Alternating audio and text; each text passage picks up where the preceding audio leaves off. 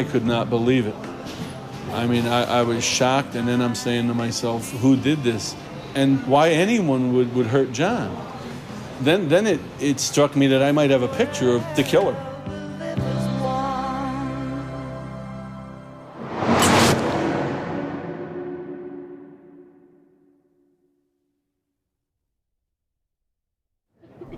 U siječnju 1969. 11 godina prije Johnove smrti, Beatlesi su održali svoj posljednji koncert na krovu svoje uredske zgrade u Savile Row. Bio je to kraj jedne ere. John Lennon snažno je utjecao na cijelu jednu generaciju, a i šire. What do you know happened to you? What do I know happened? I just know the record thing was, the record label was run from here, wasn't it, I suppose? I don't know much what happened there. I wasn't born in that, but yeah, man, the gig, man, the last gig and that.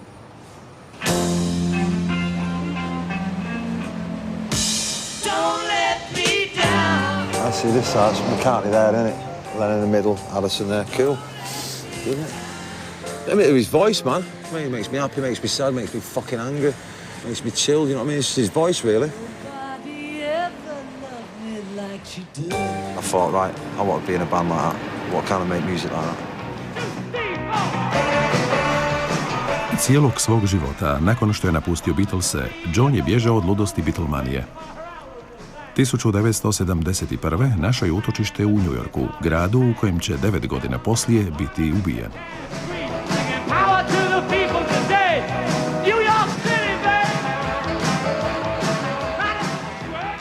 Yeah, the last time I saw John, we were in Madison Square Garden. He said, I can walk down the street, walk through the park, people pass me, hi John, and keep on walking.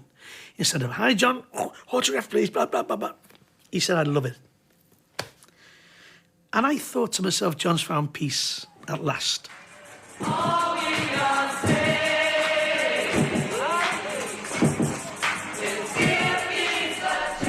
Mir je imao svoju cijenu.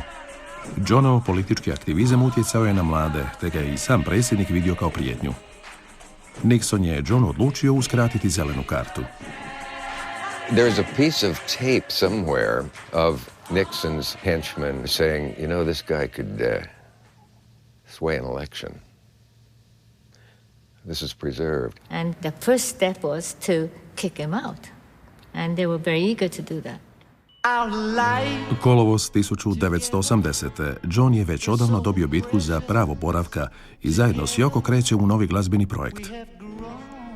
Ovdje su snimljeni kako odlaze iz grade Dakota prvog dana snimanja svojeg albuma Double Fantasy. Nisu mogli znati da će im to biti zadnji album. Njihov koproducent Jack Douglas. The idea of this album was a play, a dialogue between a man and his wife, a man who had been through the 60s. It was about, well, here we are, we're turning 40, and everything's okay. We can still do this. We can still have our voice. We managed to make it through all those terrible years, and now let's look to the future. U rujnu 1980. album Double Fantasy je pred završetkom. I listened to it very intently. I saw the smile come on his face, and he yelled out, "Mother, tell them we have a record." Majka je bio njegov nadimak za Yoko. He made me laugh all the time. I wasn't trying to make him laugh, but it seemed like he was laughing all the time about me. Just the fact that I'm saying something serious. You're so tiny and you're saying these things, and that made him feel funny, I suppose. John je bio ljubazan prema svojim obožavateljima. U studenome 1980. obožavatelj koji će poslije zadnji snimiti Johna živoga dobio je prvu priliku za fotografiju. So he says, well, let's take it now. Let's get it the hell over with. You never know if we'll get another chance to do it. And this was 21 days before he gets murdered. So, I mean, I was like a kid, you know, under the Christmas tree on Christmas morning. And when I stood next to him, John put his right arm around my shoulder. And I couldn't believe that he pulled me to him. And when he did that, it gave me the idea, and I held on to his fur collar. Because I was holding it almost to make sure it wasn't a dream, like he wasn't going to disappear on me. Najpoznatiju sliku Johna Lennona u New Yorku snimio je njegov prijatelj, fotograf Bob Gruen. 5. prosinca, 3 dana prije nego što je ubijen, John ga je nazvao. He was in a good mood. He was very playful. The next day, he asked me to come back because he had gotten a new jacket and he wanted some pictures in the new jacket, a very fancy Yamamoto jacket. And so we stayed up all night talking that night while they were working in the studio. And it wasn't until dawn that we actually were out on the street Saturday morning. I think that was December 6th. And took a bunch of pictures there. And that was the last time I saw him there. Te subote, 6. prosinca, John je dao radijski intervju Andyu Peeblesu, diskjokeju BBC-a, u studiju Hit Factory-a na Manhattanu. And there was my hero. I remember he immediately put his arm around my shoulder and said, "Thank you for coming." And I felt like saying, "What do you mean, thank you for coming?"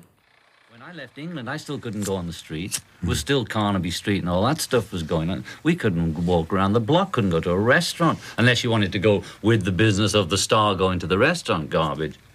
I can go right out this door now and go in a restaurant. Do you want to know how great that is?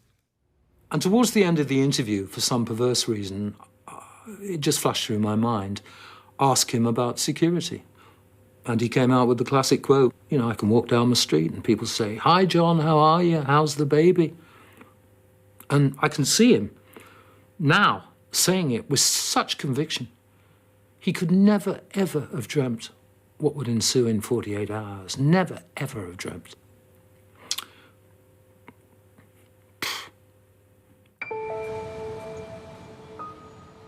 Ponedjeljak, 8. prosinca 1980.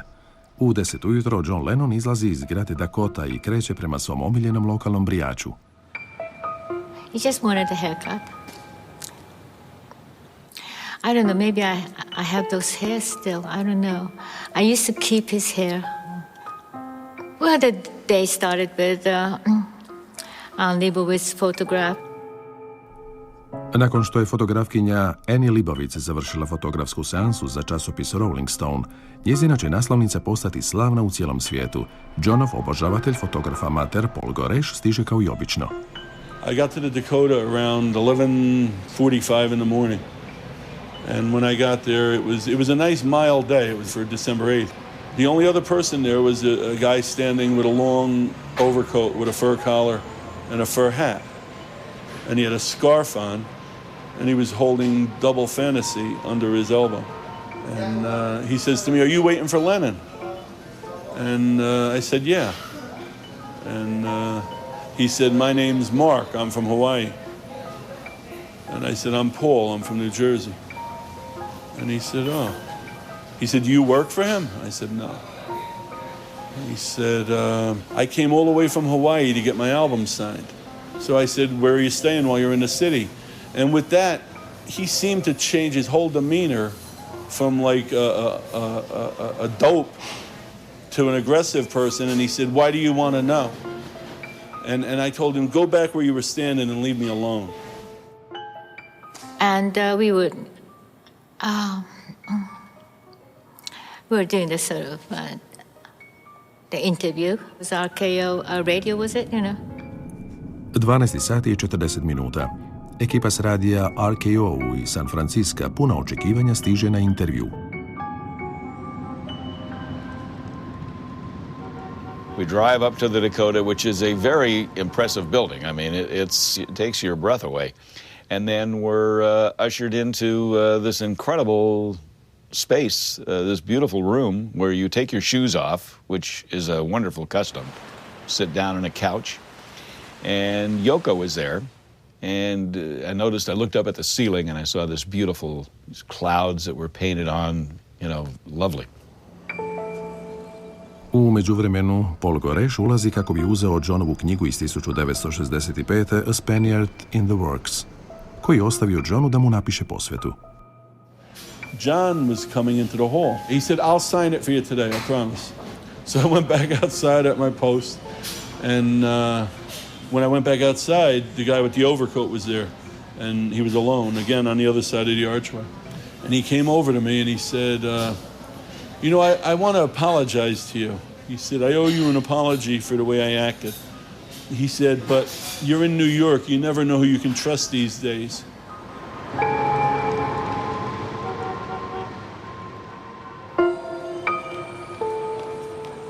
Ponedjeljak, 8. prosinca 1980. 1 sat i 25 minuta. John Lennon počinje 2,5-satni intervju s radijskim novinarom Daveom Sholinom. Biće to njegov posljednji intervju.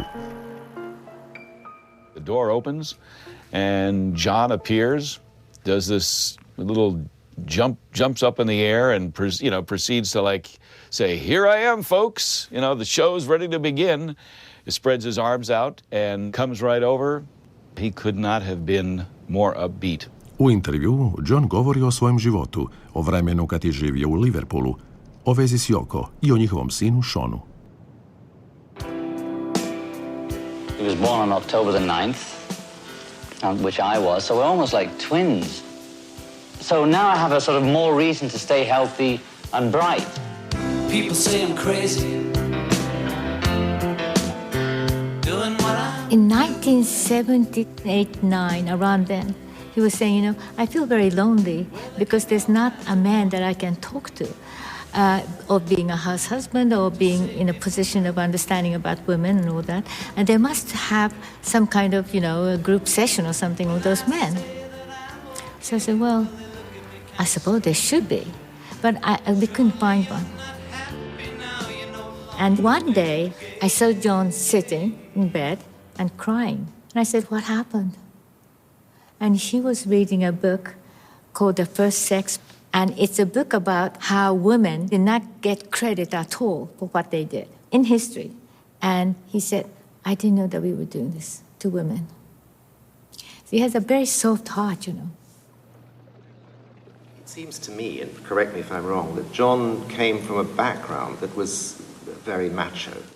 Very macho. Oh, I was surprised. But I think that was normal in those days for guys. When I was younger. Ovo je klub u Liverpoolu gdje se John nalazio s prijateljima iz škole primijenjene umjetnosti. Među njima je bila i Thelma Pickles. Ona je imala 16 godina, a on 17. Well, of a romance, I suppose it was, in its way. A youthful romance. John je živio ovdje u kući koju su zvali Mandips sa svojom tetom Mimi, koja ga je odgajala umjesto njegove majke Julie. Well, he got up to the kind of things that young people get up to. He had a very pristine bedroom. And he once told me, or asked me, did I know that making love, you expended the same amount of energy as going for a 5-mile run, which I didn't know, and I don't know to this day it's true. But I believed him. And then it became a euphemism. Jedne večeri održavala se zabava u školi primijenjene umjetnosti koju su oboje pohađali. And he said, come on, let's go for a 5-mile run. So we went upstairs to the art history classroom. When we got inside, there were at least 3 other couples. And I didn't realize at first. And then I said, I'm not staying here. And he absolutely whacked me one. And I didn't speak to him after that. I didn't care who he was, how interesting he was, how funny he was, how caring he was, how lovely he was. I was not going to be hit by a lad and continue a relationship. Johnove veze sa ženama često su bile kontroverzne. 1970. već je bio jedan od najpoznatijih ljudi na svijetu. Njegov rani brak sa Cynthijom, s kojom je imao sina Juliana, propao je. No, Yoko je bila omražena. The reasons for the Beatles splitting up and so on were, with precious little evidence, ascribed to her. Neprijateljstvo prema Yoko nije se smanjilo ni kad su se preselili u New York. I felt terrible about me, but then I was feeling guilty about him, that, he was really getting it as well, because his records were not selling too well either. And it's all because he was with me in a way, Because we were together almost 26 hours a day. And I think it was very, very unusual for John to be like that. And also any rockers, they just kind of sneak out or something. There was none of that, because he was worried that I might do it. He was laughing about it. Well, because, I'm an artist, and, he felt that, I might be more sort of free about things, unlike other women. So, and probably I was, but I wasn't that free about that sort of thing. Zapravo je zbog Johnove nepodopštine s drugom ženom na jednoj zabavi 1973. Yoko odlučila da trebaju neko vrijeme provesti odvojeno. I call it my lost weekend. It lasted 18 months when the feminist side of me died slightly and she said, get the hell out. Give me 30 seconds to just be in the space. Elliot Mintz je novinar iz Los Angelesa koji se sprijateljio s Johnom i Yoko. Yoko thought it would be best for John to go off on his own and for the two of them to part as a separation. And she suggested he leave New York and go to Los Angeles. That choice was partially based upon the fact that I was here, and that somehow I might be able to look after him.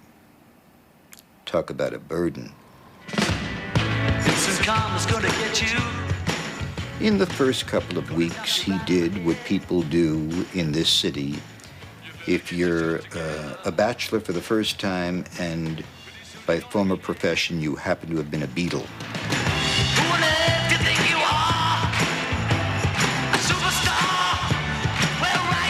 He liked the action.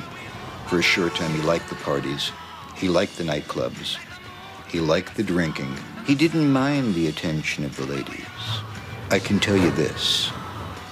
A week, 2 or 3 into the experience, the only thing he wanted was to figure out a way of getting back with Yoko.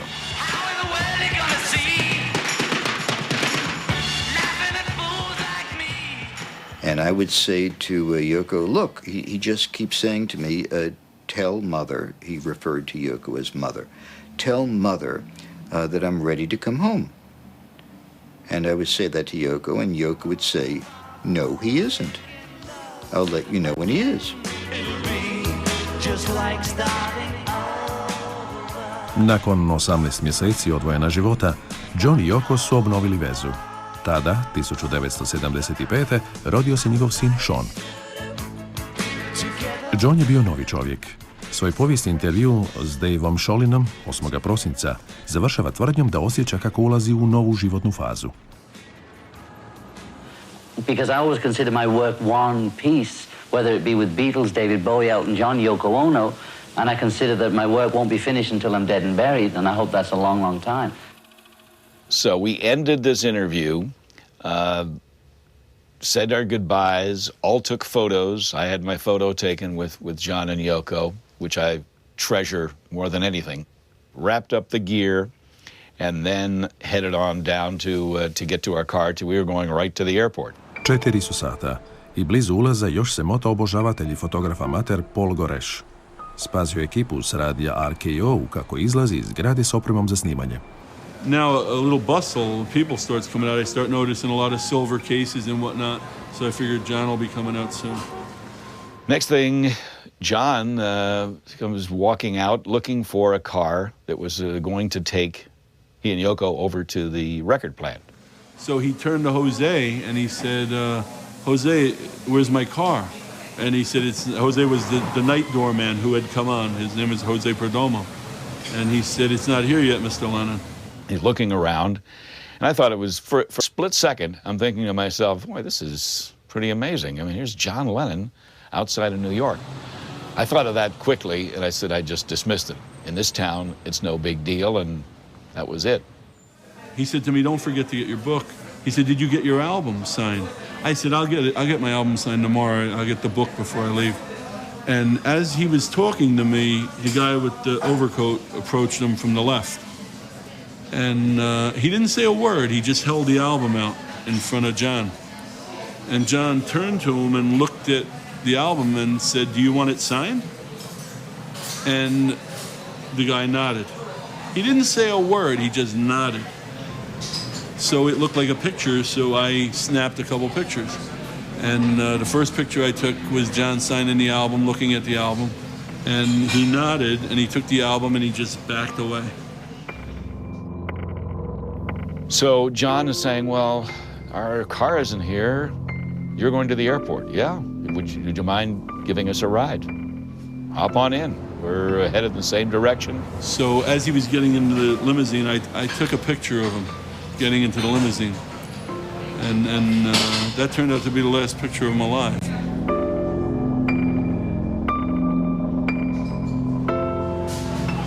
He got in the limousine, and he was facing me. And as it was pulling away, John looked out the window and waved to me and smiled. And I waved goodbye to him. And I would never see him again.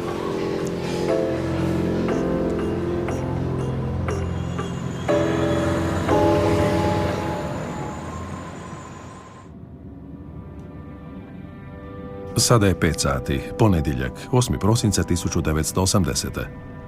Novinar vozi Johna Lennona u studio i usput ga pita kakav je njegov odnos s Paulom McCartneyem. He says, well, he's like a brother. I love him. Families, we certainly have our ups and downs and quarrels, but at the end of the day, when it's all said and done, I would do anything for him. I think he would do that for me, and that was where it was left. So that was great to hear. And we dropped John and Yoko off at the studio, said our goodbyes. Dok su John i Yoko snimali u studiju, nekoliko ulica dalje u Central Parku, mladi novinar sa ABC-a doživio je nesreću na motociklu. On će imati ključnu ulogu te večeri. Cops came, ambulance came from St. Luke's Roosevelt. And I remember riding in the ambulance and one of the EMTs said, you're lucky. It's a Monday night. It's quiet. There's a doctor at the ER. She's a young lady. You're going to love her. She's friendly and easygoing. And they're going to take you 1, 2, 3. U studiju John i Yoko su dovršavali zadnju pjesmu koju će ikad snimiti. Njezin naslov imaće simbolično značenje. So the last thing we did was to record Walking on Thin Ice. It's still hard for me to to think about it because it's a song that just came to me. But when you listen to the song, it's about us, and how we will be remembered or not be remembered when we turn into ashes. Why was I thinking that? And it's really weird. And John loved that song, and he said, Yoko, this is your first number one. I think you just got your first number one, Yoko. We finished the mix that night, and I walked him down to the elevator, and I said to him, I'll see you at Sterling, the mastering house, at 9 a.m., and he was all smiles and thrilled and had a cassette of the song with him, and Yoko was all smiles, and the elevator door closed. Zadnji glazba koju je John snimio bila je dionica gitare za ovu pjesmu.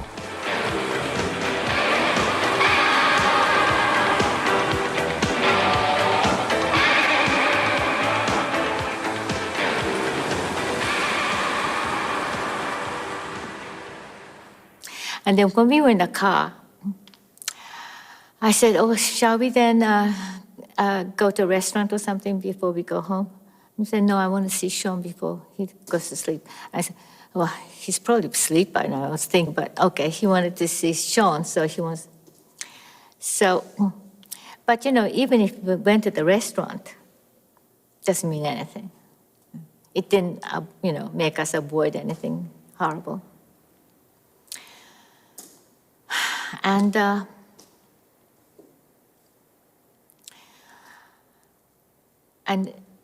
the car stopped, and we got out of the car. It was really terrible.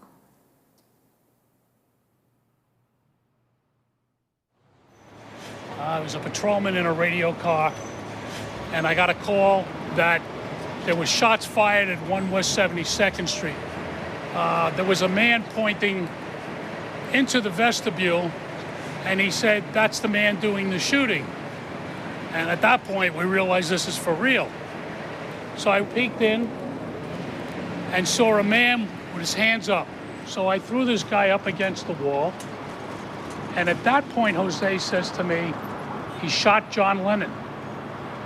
And I said, "You what?" I took a turn around to see what was happening behind me, and I saw two of my fellow police officers carrying a man out face up with blood coming out of his mouth. At that point, I looked and I recognized John Lennon. Dva policijska automobila odjurila su u bolnicu Roosevelt. U jednom su prevozili Johna, a u drugom je bila Yoko. U hitnoj službi spreman je bio doktor Steven Lin. I actually got here before the patient. I didn't know exactly what was happening. Everybody in the emergency department was ready.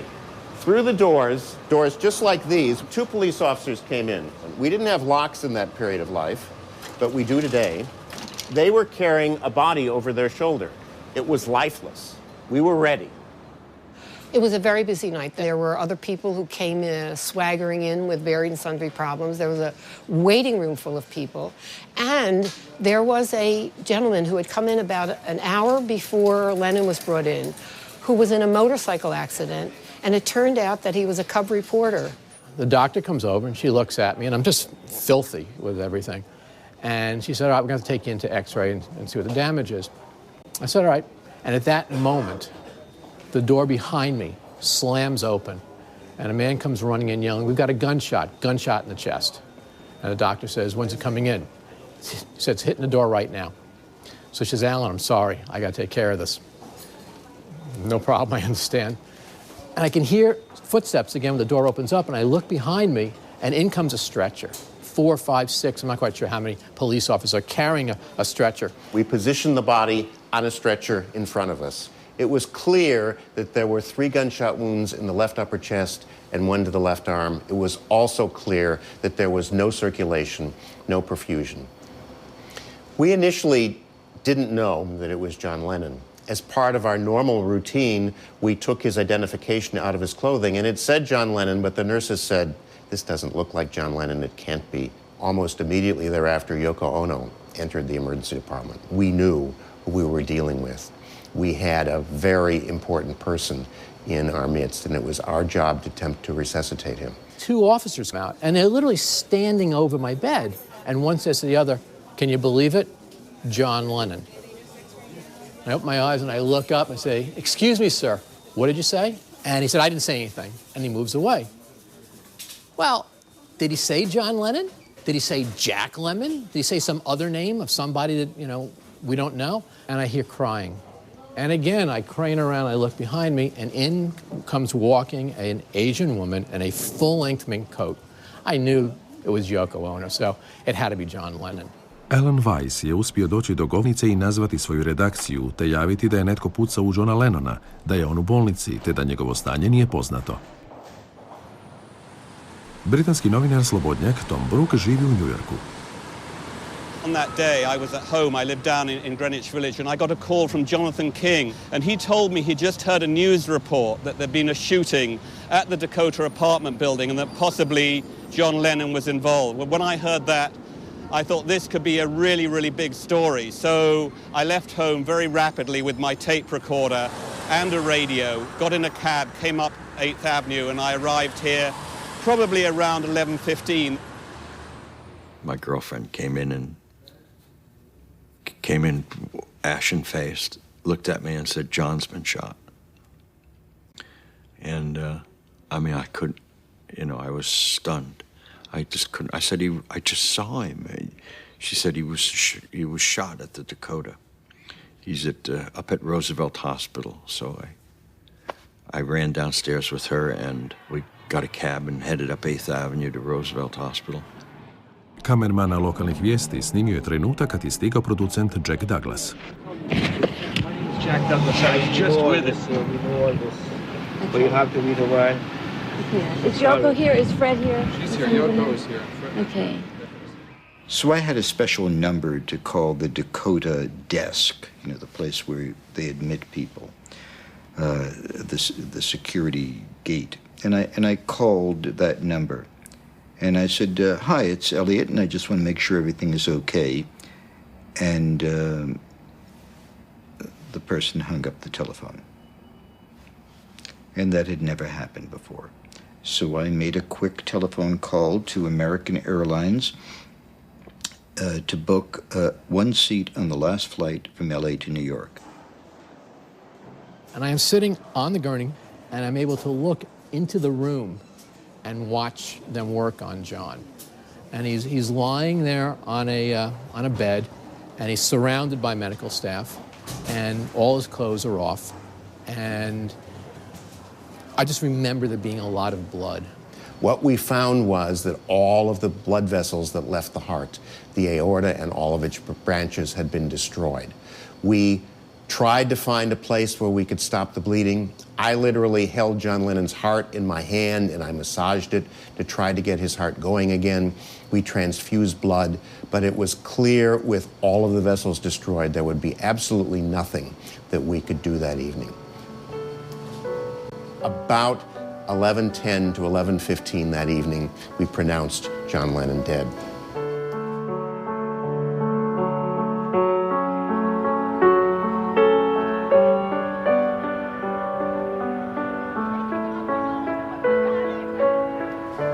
I think every one of us in the room that evening suddenly realized what we were doing, where we were, and who we were dealing with.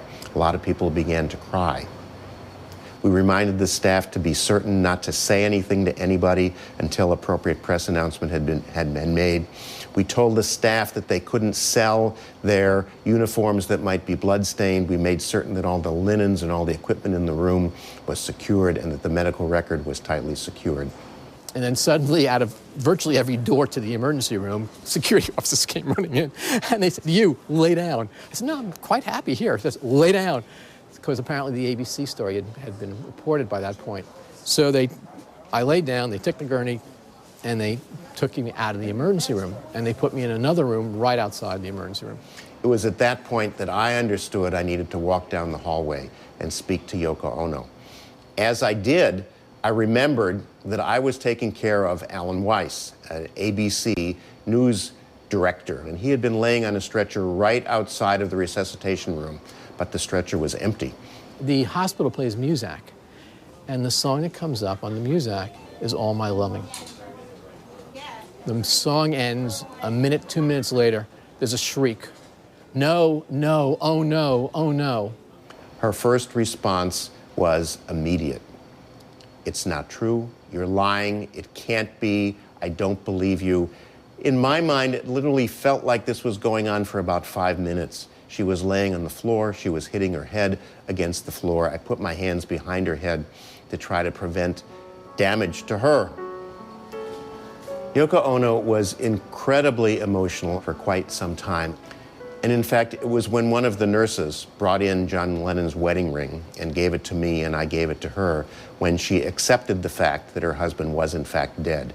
And I was touched by the first thing that she said, because what she said was, "My son Sean is still awake. He's probably sitting in front of the TV set.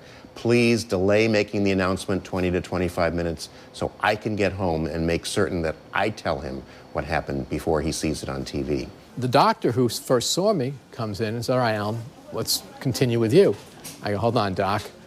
What's the story with John? Is he alive? Is he dead? Is he paralyzed?" I mean, I saw it looked like a lot of blood. And she said, "I can't tell you anything. There's going to be a press conference in 40 minutes. And I said, "Let me ask you a question." I said, "You're one of the main doctors there, right?" She said, "Yes." I said, "If someone was brought in with a gunshot, it's only been 15, 20 minutes. If the person were alive, wouldn't you still be needed?" She said, "That's an accurate assumption." I said, "Okay." I said, "I got to get to a telephone."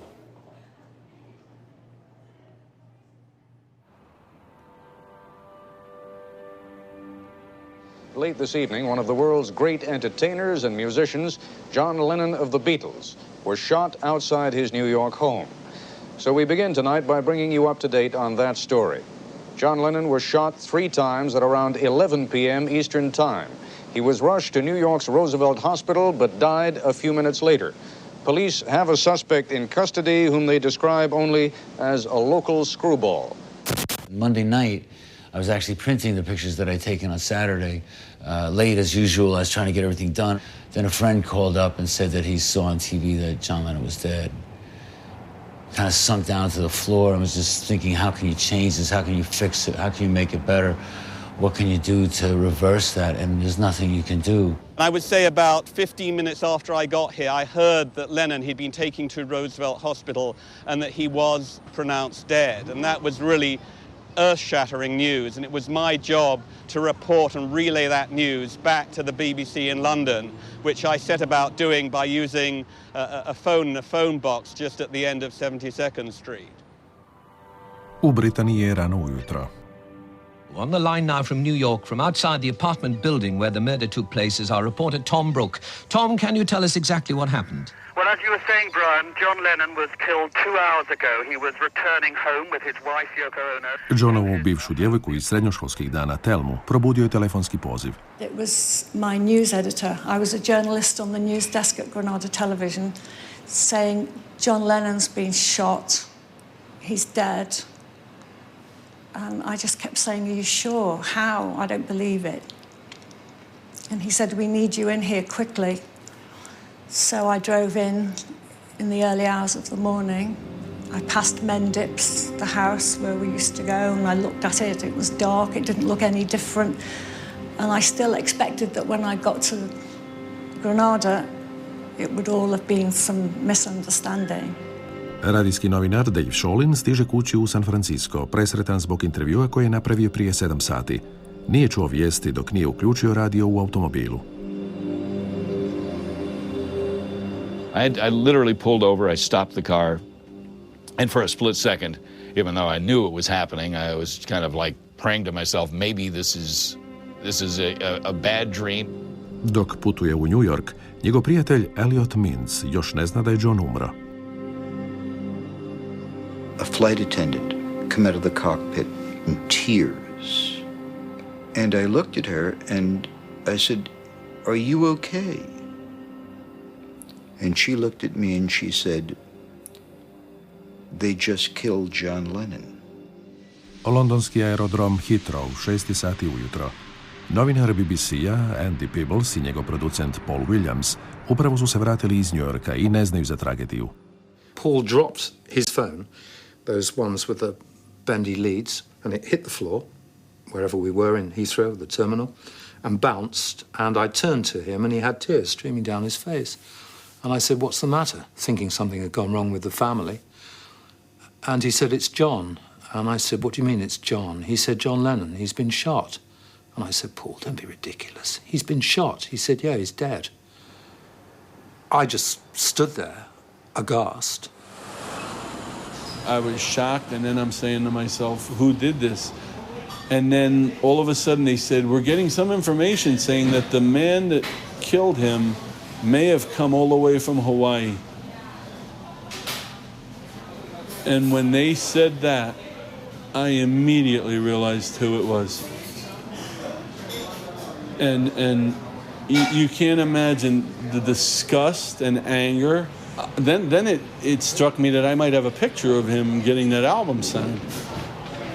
So I called the New York City police. I said, I think I got a picture of the killer with him at 5 o'clock. And they hung up on me. So I called the Daily News. He said to me, you think you have what? And he said, Paul, are you sure that this is the man that you believe killed him? And I said, well, that's the man named Mark from Hawaii who was waiting out there all day with the album who got the autograph. And he said, are you sure? I said, yeah. He says, because you realize we're going to put this picture on the cover of our newspaper. And if we're not right, you know, there's big problems. I said, no. I said, I don't know if that's the killer. That's the man you're asking me about that was outside there all day.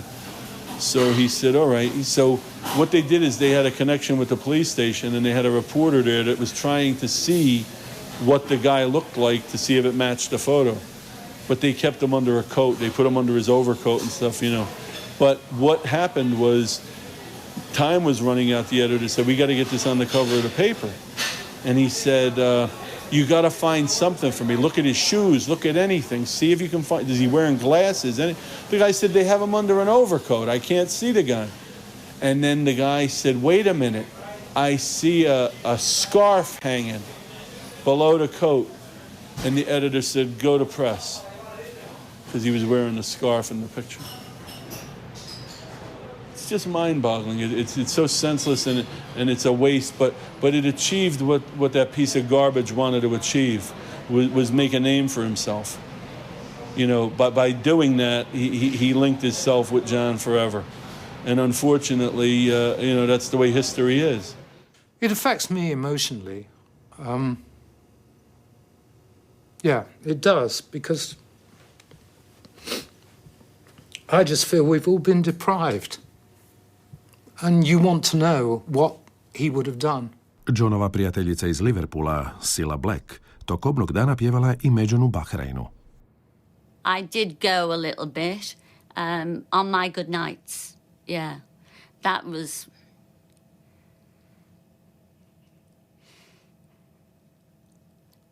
emotional. Never take a day for granted. I will tell you that, because on a dime, life can change. So all those people that loved John felt that they knew him. I knew him. But I'm not that far from people who thought they knew him, because he was his music for the most part. You know, 80% of him was what he gave you of himself. So these people who thought they knew him, well, they did.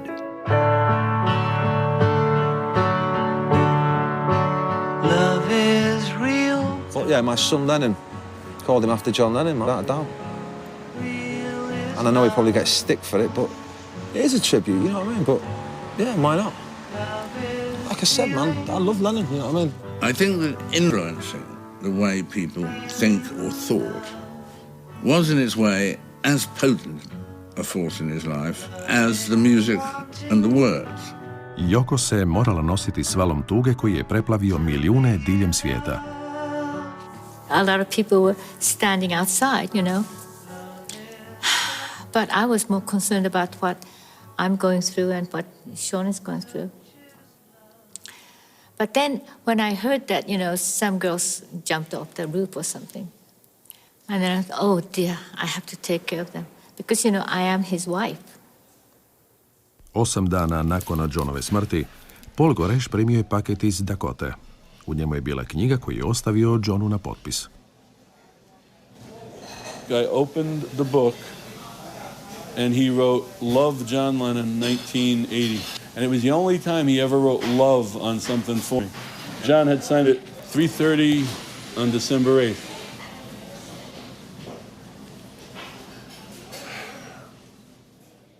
Na prijedlog Ono organizirano je bdijenje širom svijeta s punih 10 minuta šutnje. Stotine tisuća ljudi okupljene u Central Parku preplavile su se u ulicu ispred zgrade Dakota. At the time, the whole world all stood together and created a ring around the globe. And I think that memory, even if the memory is not, you know, has faded or whatever, it's there. And we are together. Love is real. John Lennon's heart looked just like everybody else's heart.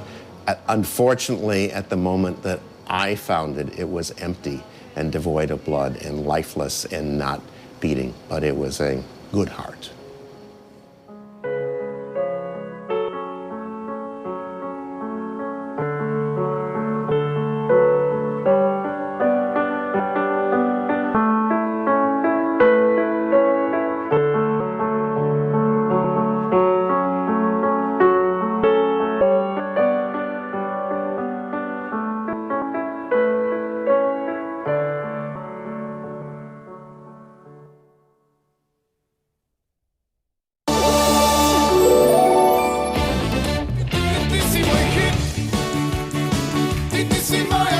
U trećem četvrtfinalu za pobjedu se bore Mali Lošin i Metković. Budi neozbiljan. Ja ne znam o kome ti govoriš. Ma budite neozni zajedno s nama petkom navečer uz Pjevaj moju pjesmu.